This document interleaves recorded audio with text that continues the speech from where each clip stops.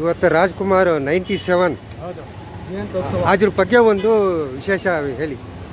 ನಾವು ಡಾಕ್ಟರ್ ರಾಜ್ಕುಮಾರ್ ಕನ್ನಡ ಅಧ್ಯಕ್ಷರು ನಾವು ಪ್ರತಿ ವರ್ಷವೂ ಈ ಜಯಂತ್ಯೋತ್ಸವ ಮಾಡ್ಕೊಂಡ್ಬರ್ತೀವಿ. ಅಪ್ಪುದಾಗಲಿ ಅಣ್ಣವ್ರದಾಗಲಿ ಶಂಕರ್ದಾಗಲಿ ಇವತ್ತು 97ನೇ ವರ್ಷದ ಜಯಂತ್ಯೋತ್ಸವ ಮಾತಾಡ್ತಾ ಇದ್ದೀವಿ.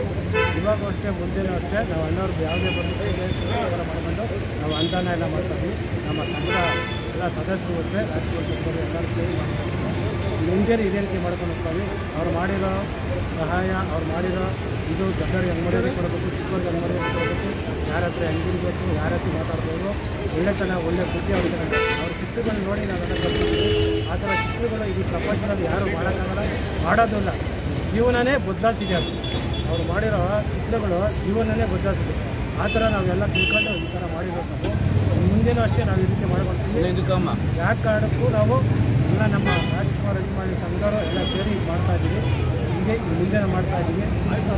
97ನೇ ವರ್ಷ ಜಯಂತ್ಯೋತ್ಸವ ಅದರ ಪರವಾಗಿ ನಾವು ಇಲ್ಲಿ ಈ ಅನ್ನದಾನನ ಏರ್ಪಡಿಸಿದ್ವಿ. ಪ್ರತಿಯೊಬ್ಬರು ನಾಟ್ಯಗಳಲ್ಲಿ ಇರೋದು ಆನಂದ ಅವರು, ರಾಜಣ್ಣ ಆಗಲಿ, ಆಗಲಿ ಎಲ್ಲರೂ ಸೇರಿ ನಮ್ಮ ಸಂಘದವ್ರು ಎಲ್ಲರೂ ಸೇರೋಕ್ಕಾಗಲ್ಲ.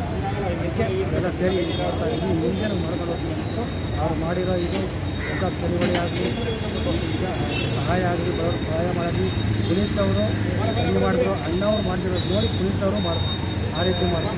ಶಂಕರ್ನಾಗವರು ಅಷ್ಟೇ, ಎಲ್ಲರೂ ಅಷ್ಟೇ ಈ ರೀತಿ ಮಾಡಿದ್ರೆ ಇನ್ನು ಮುಂದೆ ಇದು ಮಾಡ್ಕೊಂಡು ಹೋಗ್ತೀವಿ ಅಂದ್ಬಿಟ್ಟು ನಾವು ಹೇಳ್ತೀವಿ. ಜೈ ಜೈ ಕರ್ನಾಟಕ, ಡಾಕ್ಟರ್ ರಾಜ್ಕುಮಾರ್ಗೆ ಜೈ ಜೈ. ನಿಮ್ಮ ಪರಿಚಯ ಹೇಳಿ ಸರ್.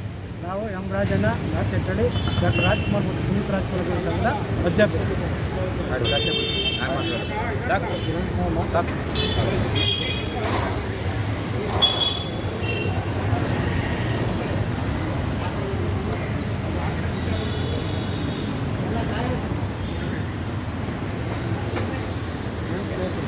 ಗಡ್ಡಿ ಎಲ್ಲ ತೆಗೆದಲ್ಲಿ ಇಟ್ಕೊಂಡು ರೆಡಿಯಾಗಿದೆ.